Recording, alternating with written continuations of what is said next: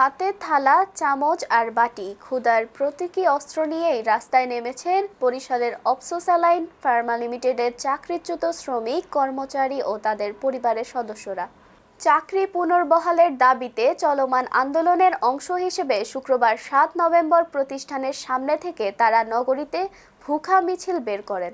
Bogura road এলাকায় অপসোস্যালাইন Pharma লিমিটেডের সামনে থেকে শুরু হওয়া মিছিলটি শহরের প্রধান প্রধান সড়ক ঘুরে পুনরায় একই স্থানে এসে অবস্থান নেয়। এ সময় নগরীর কাকলির মোড়ে দীর্ঘ সময় অবস্থান কর্মসূচি পালন করে।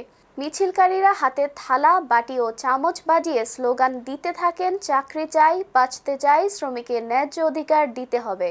এ সময় শ্রমিকরা বলেন, তারা পরিবার পরিজন নিয়ে মানবেতর জীবনযাপন করছেন।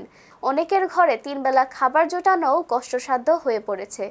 উল্লেখ্য, গত ২৯ অক্টোবর অপসোস্যালাইন ফার্মা লিমিটেড কর্তৃপক্ষ ডাকযোগে প্রায় ৫৭০ জন শ্রমিক কর্মচারীকে চাকরিচ্যুতির নোটিশ দেয়।